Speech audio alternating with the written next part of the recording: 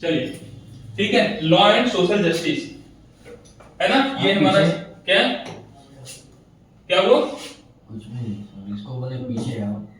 इसको क्यों बैठो, चलो ठीक है, law and social justice. Law पता है क्या होता है? लॉ पता है क्या होता है? कोई एक्ट, कोई भी एक्ट। लॉ क्या होता है? कोई भी एक्ट। कोई भी एक्ट। अच्छा, लॉ के माध्यम से करते क्या है? लॉ क्या काम करता है? कुछ लोगों को सुधारते हैं। कुछ लोगों को रूल बताता है। लॉ काम क्या करता है? जो रूल जैसे फंडामेंटल। हाँ, कुछ ये क्या है, एक्ट हो गए या फिर रूल हो गए, कुछ ऐसे रूल्स किसके द्वारा बनाए जाते हैं? गवर्नमेंट के द्वारा बनाए जाते हैं, ये है ना, गवर्नमेंट द्वारा बनाए जाते हैं। हमारे कॉन्स्टिट्यूशन द्वारा कुछ ऐसे रूल्स बनाए गए हैं। जब कॉन्स्टिट्यूशन बना था 1950 में, है ना, लागू हुआ था, उस समय जब बना था कुछ ऐसे रूल्स थे जो क्या हुए थे, हमें मानने के लिए बाध्य थे, है ना, हमें हमारे ऊपर लागू हुए तो उसके बाद से हम उसको मानने के लिए बाध्य हुए। और उस रूल्स के माध्यम से क्या होता है, समाज में जो सोसाइटी है, सोसाइटी में क्या होता है कि लोग डिसिप्लिन होते हैं। क्या होते हैं? लोग। अगर लॉ नहीं होगा, कानून नहीं होगा, तो कोई भी, क्या आपको लगता है कि इक्वलिटी आती? जो पावरफुल होता वो हमेशा किसी कमजोर को दबा के रखता, यही ना होता। तो ऐसे ऐसे केस में क्या है कि सोसाइटी में डिसिप्लिन बना रहे, इसलिए लॉ की बहुत अधिक महत्वपूर्ण भूमिका है। बात सुना है? सोसाइटी में क्या, सोसाइटी में महत्वपूर्ण महत्व बना रहा है। क्या सोसाइटी में क्या क्या बना रहेगा? डिसिप्लिन, है ना। सोसाइटी में डिसिप्लिन बनाए रखने के लिए लॉ हमारे यहाँ लाया जाता है, हमारे क्या हर देश विदेश हर जगह पे, ठीक है। लॉ का काम ही है जो सोसाइटी में डिसिप्लिन बनाना। इसके बाद एक शब्द है सोशल जस्टिस। इसका मतलब पता है? बराबर अधिकार देना। हाँ, यानी कि समाज में, सोसाइटी में सभी के लिए यानी इक्वल अपॉर्चुनिटी दिया जाए, है ना, इक्वल अपॉर्चुनिटी हो सबके पास, है ना, वो चाहे कमजोर वर्ग का हो, चाहे किसी कास्ट का हो, किसी रिलीजन का हो, हर बेस पे क्या हो उसके पास अपॉर्चुनिटी एक बराबर दिया जाए। अब वो चाहे गवर्नमेंट दे, चाहे सोसाइटी दे, चाहे कोई इंस्टीट्यूशन दे, लेकिन क्या होना चाहिए? इक्वल, हाँ, इक्वल अपॉर्चुनिटी मिले। तो इसको क्या बोलते हैं? सोशल जस्टिस, सामाजिक न्याय, है ना। न्याय का मतलब ही है, न्याय क्या होता है कि भाई आपके पास जस्टिस, है ना, किसी भी चीज आपके पास क्या है कि आप तक, सभी तक न्याय की पर्याप्त मात्रा में पहुंच सुनिश्चित हो, हर व्यक्ति जो है न्याय पाने के योग्य हो। कोई भी अगर दबाया जा रहा है समाज में तो उसको क्या किया जाए? लोगों के बराबर लाने का काम किया जाए। और सोशल जस्टिस में यही आता है कि हर एक व्यक्ति के लिए इक्वल अपॉर्चुनिटी की बात करते हैं। हाँ, इक्वल अपॉर्चुनिटी की बात करते हैं। बस सुना है ये चैप्टर क्या है? तो हम इसी के बारे में देखेंगे कि कैसे लॉ क्या काम करता है ना, और सोशल जस्टिस में लॉ की क्या भूमिका है या क्या इंपॉर्टेंस है लॉ का इसमें, सोशल जस्टिस में, ठीक है। देखिए इसमें ज्यादातर हम क्या देखेंगे, कुछ ऐसे जैसे वर्कर्स होते हैं ना, जैसे वर्कर्स होते हैं बहुत कंपनियों में काम करते हैं, वो वर्कर्स का एक मिनिमम वेजेस होता है। वर्कर्स का एक मिनिमम वेजेस होता है। वेजेस मतलब वेतन, WAGES। क्या होता है? वेतन, WAGES, है ना। आप कुछ काम करते हैं, उसके बदले में आपको पैसा मिलता है। वो पैसा चूंकि अगर मान लीजिए आपको 6 घंटे काम कराया जाए कोई कंपनी, है ना, और आपको दिन का 200 रुपए देता है कोई कंपनी, ठीक है, और कोई कंपनी है जो 10 घंटे काम कराए और वो भी क्या देती है? 200 रुपए देती है। तो इसलिए क्या होता है कि कंपनी क्या करती है, बहुत सबसे अधिक अपने प्रॉफिट पे काम करती है। भाई कोई भी प्राइवेट कंपनीज है वो सबसे ज्यादा काम किस पे करता है? प्रॉफिट पे काम करता है। अगर वो प्रॉफिट पे काम करेगा तो जाहिर सी बात है कि वो 10 घंटे में 200 रुपए देना चाहेगा ना, क्योंकि 6 घंटे में 200 रुपए देने की बजाय वो 10 घंटे में देगा। इससे फायदा क्या होगा? उसके पास उसका पैसा बचत होगा। अब ऐसे केस में क्या होगा? सुन लो। अब क्या होगा कि सबसे ज्यादा इससे इंपैक्ट किसके ऊपर पड़ेगा? लेबर के ऊपर। लेबर सबसे ज्यादा परेशान हो जाएगा। क्यों? क्योंकि उसको 10 घंटे काम करना पड़ रहा है, जबकि वेतन कितना है? 200 रुपए है। इसीलिए हमारे गवर्नमेंट के द्वारा क्या लाया गया? लॉ लाया गया जो ये निश्चित सुनिश्चित करता है कि ये जो, अगर आप 6 घंटे काम कर रहे हैं तो आपको कम से कम, ऐसा मैं एग्जांपल बता रहा हूं, कम से कम 300 रुपए आपको देना अनिवार्य है। अगर आप 6 घंटे काम करवा रहे हैं किसी वर्कर से तो उसको 300 रुपए देना अनिवार्य है। ऐसा वो काम ऐसा जो है लॉ लाया किसके द्वारा, गवर्नमेंट द्वारा, ठीक है, कुछ ऐसे ही।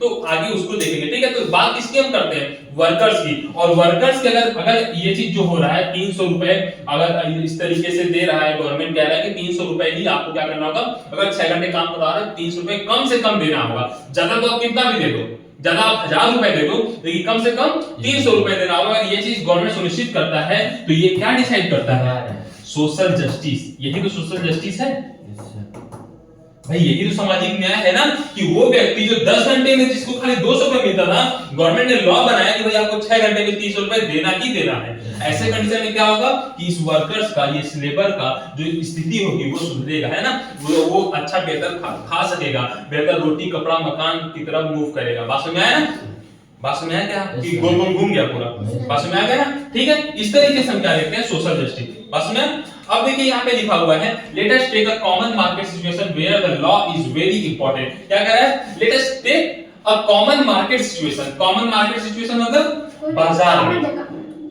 एक सामान्य बाजार जो होता है, मार्केट का सिचुएशन हम लेते हैं, where the law is very important, जहां पे लॉ बहुत इंपॉर्टेंट है। आप बताइए, मार्केट में 2500 दुकान होती है, 50 दुकान होते हैं, 100 दुकानें होती हैं। अगर लॉ नहीं होगा तो हर दुकान को लूटने वाला हो जाएगा कि नहीं हो जाएगा भाई। लॉ अगर नहीं होगा, लॉ का दबाव नहीं होगा, प्रेशर नहीं होगा, तो लोग कोई भी आएगा ऐसे लूट के लेके चला जाएगा। तो क्या कोई दुकान खोलना सब लाभदायक समझेगा, प्रॉफिट मिलेगा उसको? कुछ नहीं मिलेगा। इसलिए क्या करते हैं, ये लॉ का यहाँ पे बहुत महत्वपूर्ण भूमिका है, ठीक है। This is the issue of workers wages. अब क्या हम देखते हैं कि वर्कर्स के वेतन का हम एक इशू को देखते हैं, जो मैंने बताया वही यहाँ पे लिखा हुआ है, ठीक है, कि वर्कर्स के वेजेस, जो वर्कर्स हैं उनके वेतन के बारे में हम चर्चा करेंगे। प्राइवेट कंपनीज क्या करते हैं, contractors, business person normally want to make as much profit as they can. यानी जो बिजनेसमैन है, प्राइवेट कंपनीज है, कॉन्ट्रैक्टर्स हैं, वो चाहते हैं कि कितना ज्यादा प्रॉफिट कमा सके, जितना ज्यादा प्रॉफिट कमा सके, है ना, कि कोई भी काम करवा रहे उससे कितना ज्यादा प्रॉफिट कमा सके। ऐसा कौन सोचता है, प्राइवेट कंपनीज हो गए, बिजनेस पर्सन हो गए या कॉन्ट्रैक्टर्स हो गए, ठीक है। In the drive for profit, यानी लाभ पाने के लिए, they might deny workers their right and not pay them wages for, ठीक है, देम वेजेस। यानी ज्यादा लाभ पाने के लिए वो क्या करते हैं, they might deny workers their right, यानी वर्कर्स के जो अधिकार हैं उसको क्या करते हैं, डिनाई कर देते हैं, मतलब खत्म कर देना। उनके वर्कर्स के राइट्स का कोई मतलब ही उनके सामने नहीं होता है। सिर्फ और सिर्फ वो क्या दिखता है, सिर्फ और सिर्फ प्रॉफिट, ठीक है। और क्या, and not pay them wages for, and not pay them wages, यानी और किसी तरीके से उसको वेतन जो है देने में वो क्या करते हैं, लेट करेंगे या तो कम वेतन देंगे। ऐसा कौन करता है, private company. For example, in the eyes of law it is illegal और wrong to deny workers their wages, ठीक है।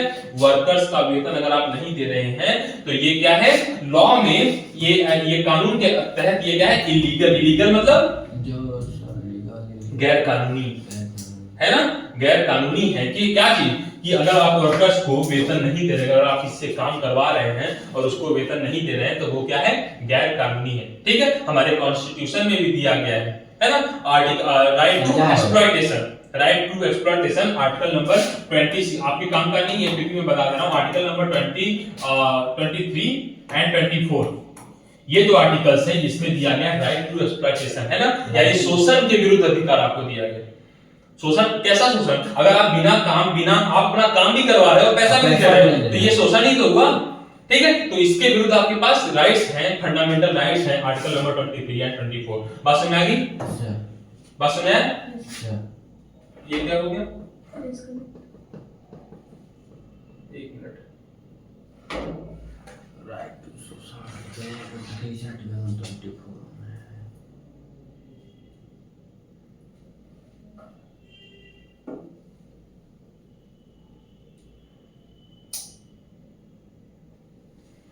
एक मिनट सर।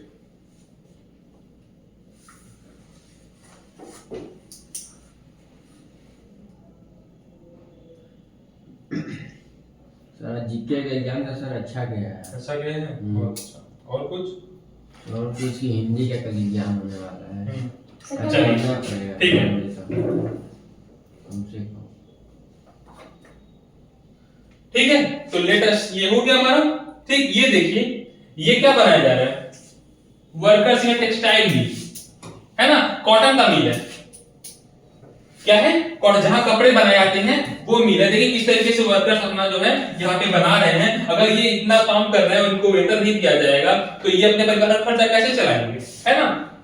ठीक है, ये देखिए ये फिगर इसमें शो किया हुआ है। इसके आप इसके बाद देखते हैं क्या, कानूनी अपराध है किसी को काम कराकर पैसा नहीं। ठीक है, बट मेनली आगे क्या देखते हैं, लॉ इज नॉट इनफ, यानी कि जो लॉ गवर्नमेंट द्वारा बनाया गया है ये इतना पर्याप्त नहीं है। जो आज के समय जो लॉ बना हुआ है वो लॉ इज नॉट इनफ, यानी उतना पर्याप्त नहीं है। The government has to ensure that these laws are implemented, यानी आप लॉ तो बना रहे हो, गवर्नमेंट क्या करता है, लॉ तो बना रहा है पर उसे इंप्लीमेंट नहीं कर रहा। इंप्लीमेंट मतलब क्या होता है, नहीं, इंप्लीमेंट लागू करना, क्या होता है, लागू करना, है ना। यानी कि आप लॉ बना रहे हैं लेकिन वो अच्छी तरीके से लागू हो रहा है, नहीं हो रहा है, लोग पालन कर रहे हैं, नहीं कर रहे हैं, वो किस पे आता है, इंप्लीमेंट, है ना। तो आप लॉ तो बना दे रहे हो लेकिन क्या कर रहे हैं, government has to ensure that these laws are implemented. Government को ये इंश्योर करना पड़ेगा कि ये जो लॉ है वो क्या हो, इंप्लीमेंट हो, लोगों तक पहुंच हो, लोग उसका लाभ उठा सके, है ना। ऐसे केवल किताबों में जो है इस तरीके से लॉ लिख देना लॉ नहीं कहलाता है जब तक वो इंप्लीमेंट नहीं होता है। बात समझ में आया? फिर कह रहा है through making enforcing and upholding, through making enforcing and upholding these laws the government can control the activities of individuals or private companies so as to ensure social justice। तो सामाजिक न्याय, सोशल जस्टिस को ensure बनाए रखने के लिए government क्या करता है, मेक यानी लॉ बनाता है, इन्फोर्सिंग मतलब उसको लागू कराता है, अपहोल्डिंग उसे लेके आता है। This law the government can control the activity, government control करता है किसकी एक्टिविटीज को, चाहे वो हमारे किसी इंडिविजुअल किसी पर्सन की एक्टिविटीज हो, चाहे वो किसी प्राइवेट कंपनीज की अगर एक्टिविटीज हो, उसको कंट्रोल करता है कौन, गवर्नमेंट कंट्रोल करता है। किसके थ्रू, सोशल जस्टिस, क्या लाने के लिए, सोशल जस्टिस लाने के लिए, और किसके थ्रू, लॉ के थ्रू। भाई गवर्नमेंट लॉ बनाता है ना, गवर्नमेंट लॉ बनाता है ना, किसके ऊपर लागू करता है, चाहे वो प्राइवेट कंपनीज हो चाहे वो इंडिविजुअल्स हो, है ना। और क्या कह रहा है, ये सोशल जस्टिस, ये इसके माध्यम से क्या मिलता है, सोशल जस्टिस। बात समझ आ रहा है कि सामाजिक न्याय बनाए रखने के लिए हमारी जो सरकार है वो लॉ बनाती है, वो लॉ लागू किसको होता है, चाहे वो प्राइवेट कंपनी हो चाहे वो इंडिविजुअल्स हो। बात समझ आया?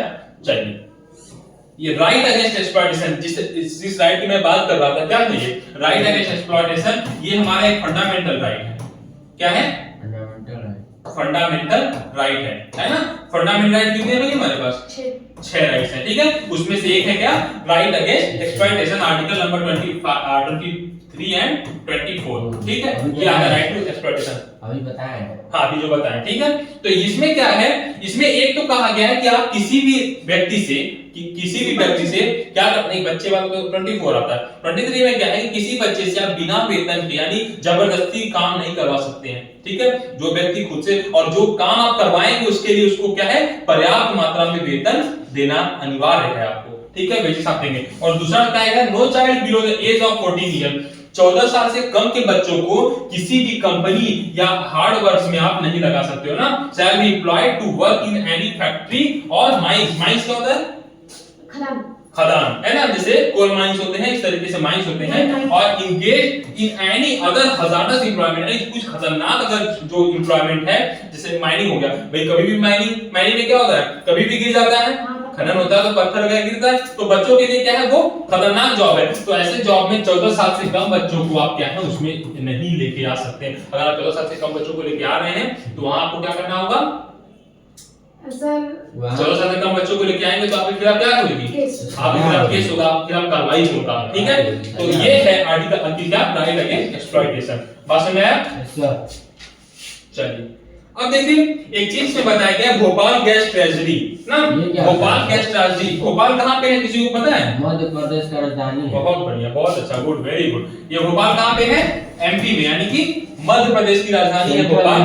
हाँ, सेंट्रल इंडिया, वेरी गुड, बहुत अच्छा, ये भी लिख रहा हूँ तुम्हारी बात, सेंट्रल इंडिया। आज दिमाग काम कर रहा है तुम्हारा, है ना, हो गया सर, हो गया सब, क्लियर? अच्छा चलो बहुत अच्छा, डन हो गया फिर भी पहचान हुआ? डन हो गया सर। चलो फिर बहुत इसको अच्छा, बना दिए। ठीक है बहुत अच्छा, बस करो। भोपाल गैस ट्रेजडी, ठीक है। तो सेंट्रल इंडिया में ये है, कहां पे है? एमपी। काफी एनर्जेटिकल एनर्जी भरा हुआ है एनर्जी ना। चलो कुछ अच्छा होता है तो आपकी कितनी एनर्जी भरा होता है, बहुत अच्छा। चल central India MP, Bhopal gas tragedy, ठीक है। चलो टॉपिक पे आते हैं। तो क्या हुआ था कि हमारे इंडिया के एक स्टेट है मध्य प्रदेश, वहां पे क्या होता है, एक भोपाल नाम की जगह है जो उसकी राजधानी है। यहाँ पे एक बार क्या हुआ, गैस लीक होना शुरू हुआ, ठीक है। कंपनी थी यूसी, है ना, इसका नाम था यूनियन कार्बाइड, ये कंपनी थी, है ना। इसमें क्या हुआ, गैस जो है लीक होता है, और गैस लीक होने की वजह से देखिए, गैस लीक हुआ कंपनी से, खतरनाक गैस था, पूरे गांव में फैल गया जहां कंपनी थी। जैसे ये पूरा गांव है, ठीक है, यहाँ पे कंपनी है, तो यहाँ से ये गैस लीक होना शुरू हुआ, और ये पूरा आसपास के जो लोग रहते, रात को ही उन सब के घरों में वो गैस पहुंचना शुरू हो गया हवा के माध्यम से। और हुआ क्या कि जितने लोग घर में रहते थे उनको सांस लेने में प्रॉब्लम होने लगी, उनकी आंखों में जलन होने लगा, इस तरीके से, ठीक है। और लगभग ऐसा डेटा दिया जाता है कि लगभग 8000 लोग इसमें क्या हो गए, मर गए।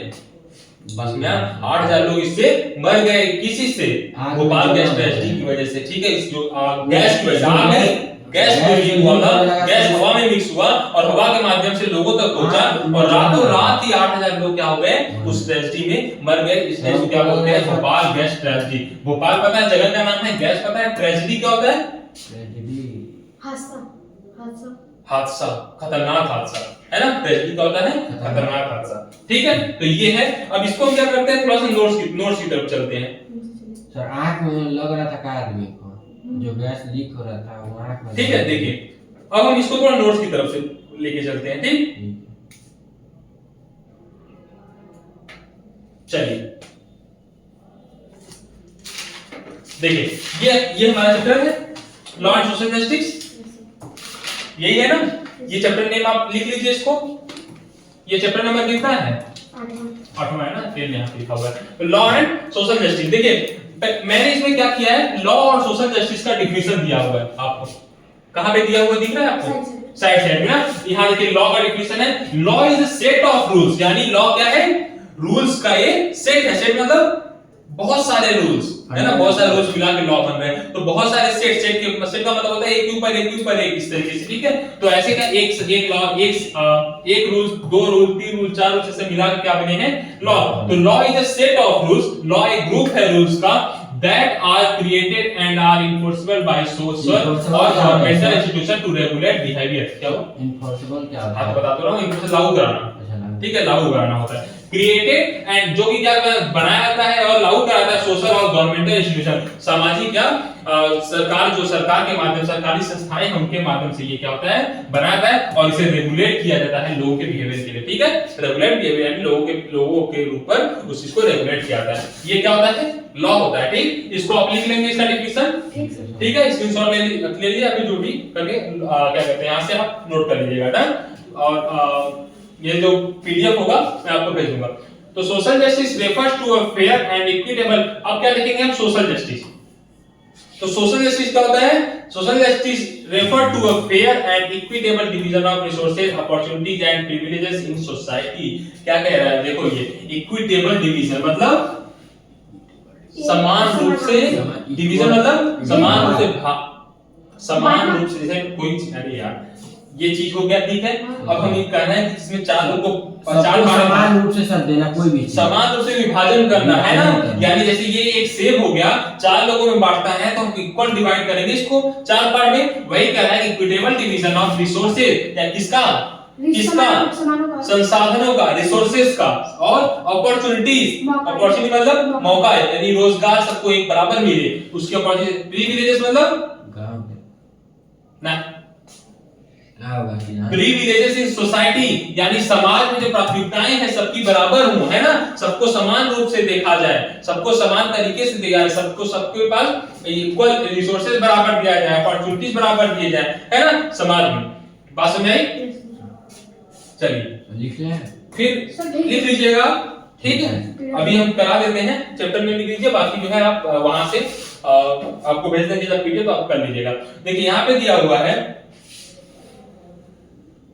To protect people from exploitation the government make certain laws. ठीक है, ये आपका पहला पॉइंट। यहाँ पे आप हेडिंग क्या लिखेंगे, लॉ एंड सोशल जस्टिस। ठीक है, इसके अंतर्गत किया जाएगा। और ये लॉ हेडिंग लिखेंगे और एक लिखेंगे हेडिंग सोशल जस्टिस। ठीक है, ये अलग अलग कर लेंगे, उसके बाद ये कॉमन हेडिंग लिखेंगे। इसके अंदर ये पहला पॉइंट ये to protect people from exploitation, line draw कर सर डिफिनेशन लिखेंगे और सोशल जस्टिस। हां ठीक है, चलिए। To protect people from exploitation the government make certain law, यानी लोगों को, यानी प्रोटेक्ट पीपल, लोगों को, एक्सप्लॉयटेशन मतलब शोषण से बचाने के लिए गवर्नमेंट क्या करता है, लॉ बनाता है। बात समझ आया? लोगों को शोषण से बचाने के लिए गवर्नमेंट लॉ बनाता है। एक्सप्लॉयटेशन मतलब क्या होता है, वो सुरक्षित, अरे शोषण। ठीक है, शोषण होता है एक्सप्लॉयटेशन। तो to protect people from exploitation क्या हुआ, आपको कुछ और पता है? सर ब्लैकमेल, ब्लैकमेल, ब्लैकमेल यह सबसे मारा पीटा जाना, नहीं, शोषण में आता है, मारा पीटा जाता है। ठीक है, वो सब आता है। ब्लैकमेल दूसरा होता है। ब्लैकमेल करने का मतलब है कि वो आदमी सामने वाला गलती ना किया हो और आप उसको गलत तरीके से क्या कर रहे हो, गलत चीजें उसके ऊपर आरोप गलत लगा रहे हैं, है ना? और ब्लैकमेल कर रहे हैं कि आप ऐसा करो तो हम आपका ये, हां एक बात सुनिए सर, बिना मतलब किसी को मार दे तो, हां ठीक है। There are laws that protect the interest of producer and consumer in the market. Markets में क्या होता है कि हर एक कंज्यूमर का और हर एक प्रोड्यूसर का वहां पे क्या होता है, उन्हें सुरक्षित एंड प्रोटेक्शन दिया जाता है। किसके द्वारा, लॉ के माध्यम से गवर्नमेंट देता है ना। कंज्यूमर कौन होता है, जो बेचता है, अच्छा लेता है, जो खरीदता है, उसे बोलते हैं कंज्यूमर। और प्रोड्यूसर कौन होता है, जो देता है, जो देता है ना, जो बनाता है कोई चीज। ठीक है, फिर कह रहा है enforcement becomes even more important when the laws the government can control activities of individuals or private companies so that ensure social justice। ऊपर मैंने बता दिया इस पॉइंट को बताया था ना। enforcement becomes even more important when the laws the government can control the activities of individual, यानी गवर्नमेंट क्या करता है, प्रत्येक व्यक्ति का लॉ बनाता है, उसको कंट्रोल, प्राइवेट कंपनीज हो गई या इंडिविजुअल्स हो गया, कोई पर्सन हो गया, उन्हें कंट्रोल रखने के लिए गवर्नमेंट क्या करता है, लॉ बनाता है, जिसके माध्यम से सोशल जस्टिस क्या होती है, सोशल जस्टिस देखने को मिलती है। सोशल जस्टिस मतलब प्राइवेट कंपनी सर हमेशा तो फायदा, हाँ, प्राइवेट कंपनी हमेशा जो है फायदे के लिए काम करती है। बस में आगे लिखा हुआ है फंडामेंटल राइट्स, ये भी बता दिया ना। फंडामेंटल राइट्स है इंडियन कॉन्स्टिट्यूशन के अंदर कौन से, right to exploitation, right to exploitation, है ना। आर्टिकल नंबर याद है क्या किसी को? 23 और 24। बहुत अच्छा आर्टिकल 23 और 24। ठीक है, 24 में क्या कहा गया था, सर बच्चों को 14 साल से कम बच्चों को किसी कंपनी में नहीं ला सकते, यानी कि समझ में आ रहा है, बहुत अच्छा। ठीक, अब तो हम इसको नहीं कराते, यहाँ पे लिखा हुआ है, आप क्या करेंगे, बस मैं इससे शो कर रहा हूँ कि आप यहाँ से जो है देख लेंगे। ठीक है, यहाँ से करके आप अपनी कॉपी में इसको नोट कर लेंगे। भोपाल देखिए ये लिखा हुआ है, ठीक है, द कॉन्स्टिट्यूशन, ये लिखा हुआ है ना, नो चाइल्ड, ये पॉइंट नंबर 2, 3, 4 करके लिख लेंगे। डन। चलिए अब हम क्या कराते हैं, भोपाल गैस ट्रेजेडी में क्या क्या हुआ था, थोड़ा सा इसके बारे में एक्सप्लेन करते हैं। एक तो समरी मैंने बता दिया, ठीक है, अब हम इसको एक्सप्लेन करते हैं। द वर्ल्ड्स वाश industrial tragedy took place in Bhopal 24 years ago. क्या कह रहे हैं, 24 साल पहले एक बहुत 24 साल पहले gas leak wash industrial tragedy, यानी एक खतरनाक तरीके से इंडस्ट्रियल ट्रेजेडी मतलब कारखाने का हादसा हुआ था, कारखाने में हादसा हुआ था। टू प्लेस इन भोपाल, कहां पे, भोपाल में 24 साल पहले। यूनियन कार्बाइड एक कंपनी थी, एंड अमेरिकन कंपनी, कहां की कंपनी थी ये, अमेरिका की कंपनी थी, जो इंडिया में एस्टैब्लिश हुई थी और इंडिया में ये अपना निर्माण कर रही थी। यूनियन कार्बाइड एक रासायनिक कंपनी थी। Had a factory in the city in which it produced pesticides. क्या प्रोड्यूस करती थी, पेस्टिसाइड्स के कुछ केमिकल प्रोडक्ट्स होते हैं ना, जो क्या करते हैं, पौधों के ऊपर जो कीड़े लगते हैं उससे बचाते हैं, पेस्टिसाइड्स। ठीक है, MIC a highly poisonous gas, gas क्या नाम था, MIC गैस का नाम था। A highly poisonous gas started leaking on 2 दिसंबर 1984। तो ये बात कब की है, 1984, 2 दिसंबर को रात में क्या होता है, गैस लीक होने लगता है। कौन सी gas, MIC gas, at midnight from the factory. कब, मध्य रात्रि में, फैक्ट्री में से एक गैस लीक होता है जिसका नाम था MIC, 2 दिसंबर 1984 को। बात क्लियर हो रहा है। तो ये पॉइंट नंबर 1, ये point number 2। With in 3 days, यानी 3 दिन के अंदर more than 8000 people were dead, 100 of thousands were man. है ना, यानी कि 8,000 लोग क्या हुए, मर गए और उतने घायल, और 100 of thousands यानी हजारों और सैकड़ों संख्या में क्या हुए, बहुत लोग घायल हुए यानी उससे प्रभावित हुए, है ना। आगे क्या कह रहा है, जख्मी होना। हाँ, US stopped its operation but left behind tons of toxic chemical. देखिए जब ये हुआ ट्रेजेडी तो यूएस की जो एक कंपनी थी, यूनाइटेड स्टेट यानी अमेरिका की जो कंपनी थी, उसके ऊपर क्या हुआ, बहुत तेजी के साथ लोगों का प्रेशर बढ़ने लगा, गवर्नमेंट का प्रेशर बढ़ने लगा, भाई आप गलती किए हैं। तो ये क्या करता है कि ये बहुत सारे केमिकल्स को जमीन के अंदर दफना देता है, ठीक है, जमीन के अंदर दफना देता है। ऐसे इसकी वजह से क्या होता है, 24 साल बाद आज भी क्या सिचुएशन है, people are still fighting for justice for safe drinking water, for health care facilities and jobs for the people poisoned by UC। देखिए आज भी लोग इस चीज से सफर कर रहे हैं कि उसने क्या किया था, पूरा एक जमीन के अंदर उस केमिकल्स को लगा, मतलब उसके अंदर डाल दिया, जमीन के अंदर डाल दिया पूरे केमिकल्स को। उससे क्या हुआ कि जो ये रेन वाटर क्या होते हैं, ग्राउंड वाटर होते हैं, वो पोल्यूटेड हो गए। भाई जमीन के अंदर आप डाल दोगे तो जमीन के अंदर मिट्टी है ना, मिट्टी में आप डालोगे तो यहाँ से जब पानी बारिश होगा तो इसके माध्यम से ये होते हुए जाएगा ना, तो इससे जो ग्राउंड वाटर था वो भी पोल्यूटेड हो गया।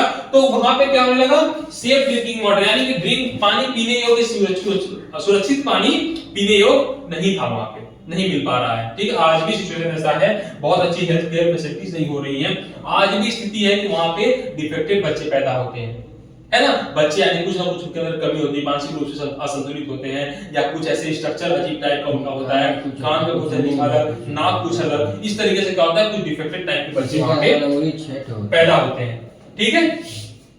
अब देखिए, अब कह रहा है what is a workers work, यानी वर्कर्स के लिए क्या कर सकते हैं, वर्कर्स के लिए क्या किया जाता है, वर्कर्स, ये तो सबको दे देंगे, ठीक है, ये छोटे बच्चे हैं, ठीक है, छोटे ऑफर का रेंज दे दीजिए। ओके, कोई दिक्कत नहीं, चलिए ठीक है।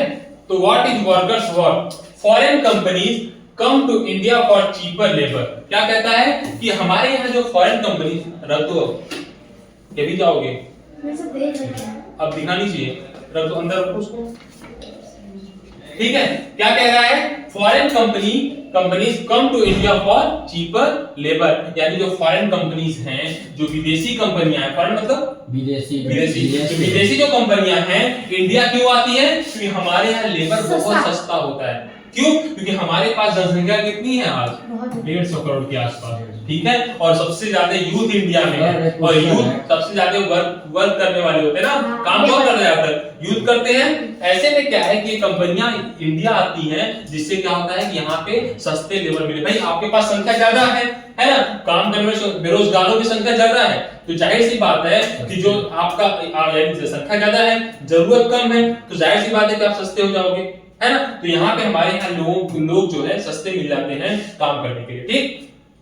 वेजेस इन यूएसए, जबकि अमेरिका में क्या है कि wages in USA are higher than that compare to workers in poorer countries like in India. जो वेतन है कहां पे, अमेरिका वगैरह का वेतन जो है higher than the compare to workers in poorer countries like in India. Bharat जैसे गरीब देशों की तुलना में जो, ध्यान दोगे क्या मैं बोला, भारत जैसे गरीब देशों की तुलना में हम क्या देखते हैं कि यूएसए वगैरह में उनका जो वेजेस है, वेतन है वर्कर्स का, वो कहीं ज्यादा है ना। हमारे यहाँ अगर 200 रुपए है तो वहां कहीं 600-700 रुपए इस तरीके से वेजेस होते हैं यूएसए में, है ना। क्यों, क्योंकि डेवलप्ड कंट्री है, पैसा बहुत है, लोग बहुत कम है ना, तो वहां पे वर्कर्स जल्दी मिलते नहीं है, इसलिए उनको ज्यादा पैसा देके वर्कर्स को बुलाना पड़ता है। बात क्लियर हो रहा है, ठीक है।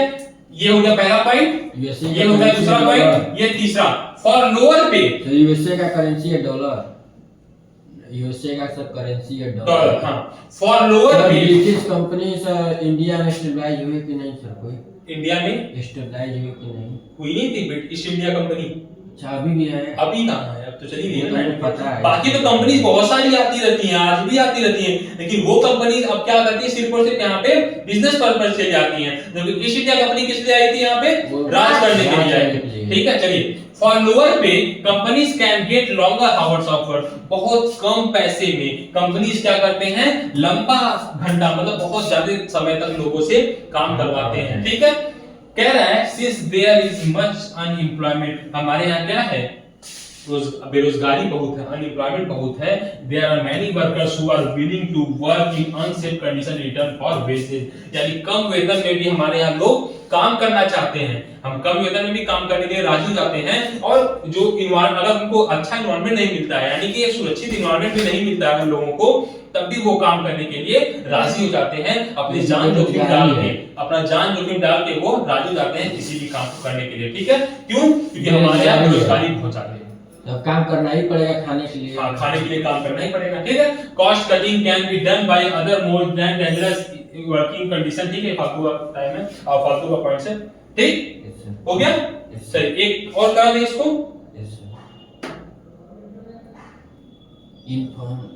इन्फोर्समेंट ऑफ सेफ्टी लॉज, है ना, कुछ कानून हमारे गवर्नमेंट द्वारा लाए गए, ठीक है, उस कानून की बात करते हैं। It is the duty of the government, क्या है, ये गवर्नमेंट की ड्यूटी है, सरकार का ये ड्यूटी है to ensure that the right to life, right to life किसके अंतर्गत आता है, बताएगा? राइट टू लाइफ, आर्टिकल, बहुत अच्छा, वेरी गुड, आर्टिकल 21, ठीक है, आर्टिकल 21 ये गारंटी देता है कि आपको जीवन जीने का अधिकार की गारंटी देता है, article number 21 of the constitution is not violated, ठीक है, ये गवर्नमेंट की ड्यूटी है कि आर्टिकल 21 का उल्लंघन किसी तरीके से ना हो। बात समझ में आ रहा है? Article 21 right to life, right to life के अंतर्गत सारा कुछ आ गया, है ना, राइट टू एजुकेशन इसी में है, राइट टू प्राइवेसी है, राइट टू स्लीप है, राइट टू ईट है, राइट टू ड्रिंक है ना, कि सभी तक पेयजल पर्याप्त मात्रा में उपलब्ध हो। बात समझ में आया? फिर क्या कह रहा है, ये एक पॉइंट और है, अब कह रहा है कि instead of protecting the interest of the people their safety was being decided both by the government and by private company, private company और गवर्नमेंट द्वारा दोनों द्वारा जो है सेफ्टी, कुछ ऐसे सेफ्टी पॉइंट्स होते हैं, यानी कुछ रूल्स एंड रेगुलेशन में जारी किए जाते हैं, कुछ सेफ्टी पॉइंट्स, है ना, क्या है, instead of protecting the interest of the people, यानी लोगों की रुचि बनाए रखने के लिए their safety was being decided both by the government and by private company, instead of protecting the interest of the people, their safety was being disagreed both by the government and by private companies, ठीक है, तो government और private companies द्वारा कुछ rules ऐसे लाए जाते हैं जो क्या हो, सेफ्टी हो, ऐसे चीजों से क्या होते हैं, डिसरिगार्ड, ठीक है, disregard, safety was being disregard, ठीक है, तो लोगों के इंटरेस्ट को प्रोटेक्ट करने के लिए गवर्नमेंट और प्राइवेट कंपनीज दोनों ही बेहतर सुविधाएं देने का प्रयास करना चाहिए, है ना, सेफ्टी, यानी सेफ्टी मतलब सुरक्षित, है ना। फिर कह रहा है a great need for stronger laws, there is a great need for stronger laws protecting workers right and better enforcement of this law, एक बहुत महत्वपूर्ण जरूरत है, there is a great need, great मतलब एक बहुत महत्वपूर्ण जरूरत है किस चीज का, for stronger laws protecting workers right, है ना, वर्कर्स के जो राइट्स है, अधिकार है, उसको सुरक्षित रखने के लिए और उसको लागू करने के लिए बहुत जरूरी है क्या, नियम कानून सख्त हो, है ना, नियम कानून क्या हो, सख्त हो, जरूरी, ये ऐसा बहुत ज्यादा जरूरी, यानी there is a great need, ठीक है। तो आज के लिए इतना ही करें, आज के लिए इतना करें, एक दिन और ये चलेगा, ठीक है। तो आप इसको क्या करेंगे कि इसका जो कंप्लीट नोट्स है, मैं एक बार शो कर देता हूं, ये जो कंप्लीट नोट्स है इसका यहाँ तक, ये आप क्या करेंगे पूरा, हाँ तो ये बचा है, तो सर आके होंगे, एक मिनट चेक कर लेता हूं, अगर नहीं आएंगे तो मैं पूरा करा देता हूं,